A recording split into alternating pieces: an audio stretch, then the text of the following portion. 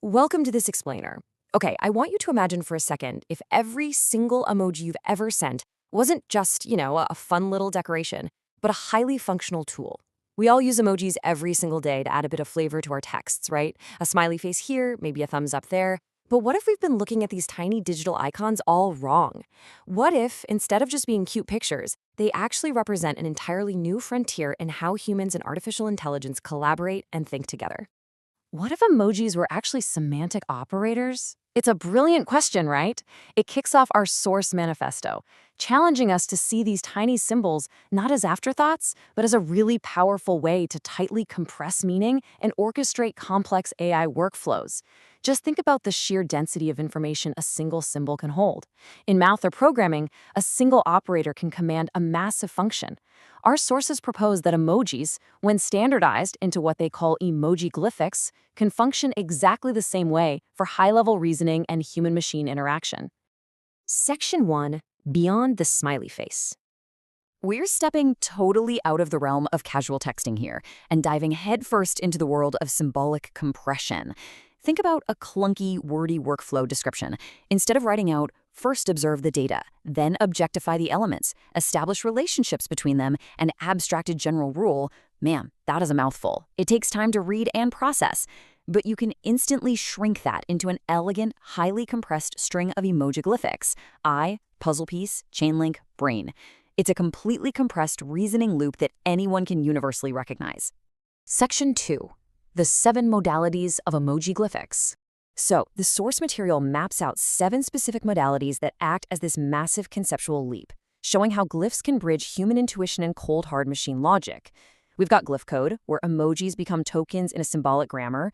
We have symbolic interfaces, multimodal cognition that bridges text and visuals, and glyph agents.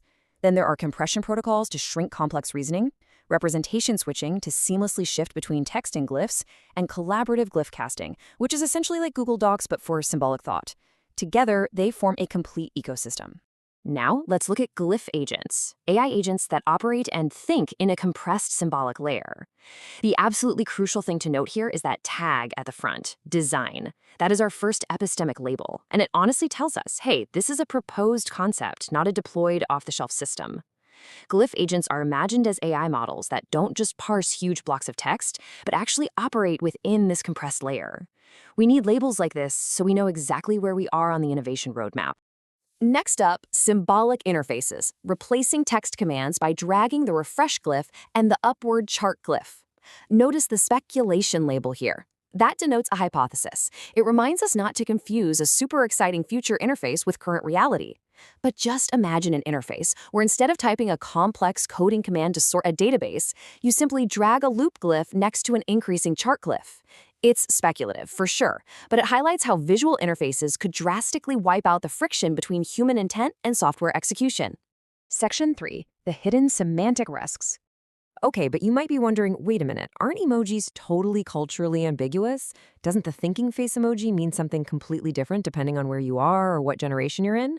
Well, this risk opportunity matrix tackles that exact critique head on, mapping out the huge hidden blind spots against strategic leverage points. Take semantic universality. The risk is obvious. Cultural variance in emoji meaning. The opportunity to fix it? Creating a standardized glyph ontology. Or what about cognitive accessibility? A dense wall of symbols could totally alienate new users. But if we gamify the onboarding, it suddenly becomes this awesome opportunity for rapid, intuitive learning. Every barrier has an actionable solution. This brings us to a massive cognitive risk. False equivalence. It's the dangerous category error of conflating everyday emoji familiarity with actual symbolic literacy. Just because you can text a smiley face to your mom doesn't mean you're suddenly primed for abstract visual reasoning. It's a subtle but really dangerous assumption. If we just assume people know how to string symbols into logical arguments because they own a smartphone, we're going to build systems that leave users completely in the dust. Real symbolic literacy requires actual scaffolding and training.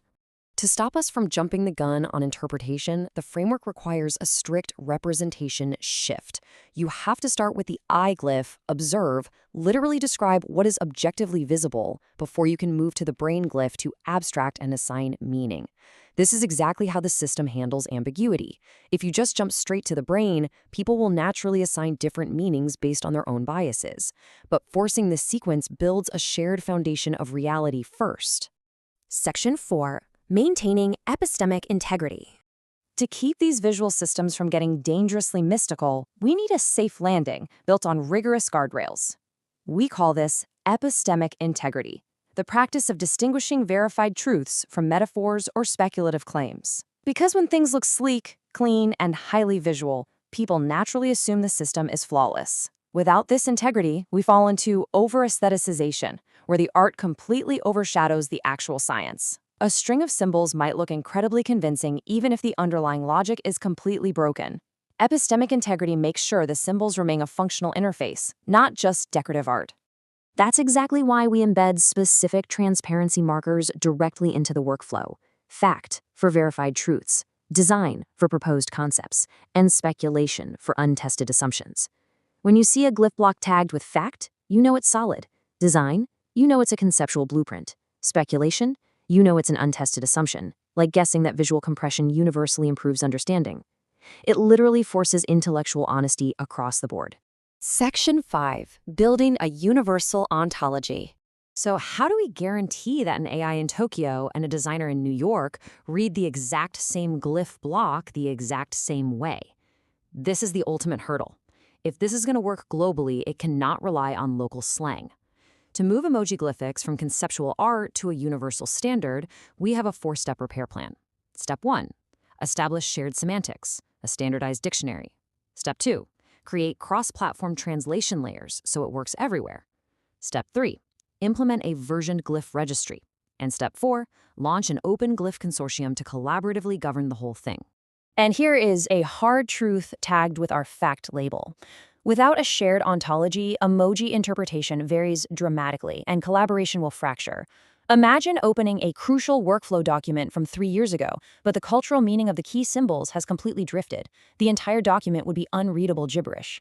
A shared ontology and version control aren't just nice-to-haves. They are the absolute fundamental requirements for this to survive as a professional tool. Section 6. The Transfer Challenge. Let's pull all of this together with a gamification challenge straight from the sources. The absolute best way to grasp symbolic compression is to try building it yourself. Let's look at a basic task. Organize your desk. The sequence is eye, puzzle piece, chain link, lightning bolt, checkmark. You observe the mess. You objectify the elements. Identify the pens and papers.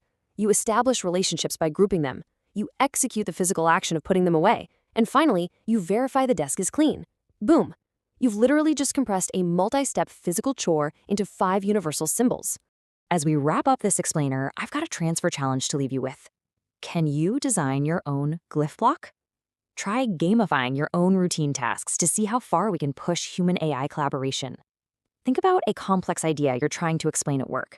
How would you compress it into a sequence of just 5 to 10 glyphs? Could someone else read it? Could an AI execute it? The language of tomorrow might just be hiding in the keyboard you use every single day. So what are you going to encode first? Keep experimenting, and we'll see you next time.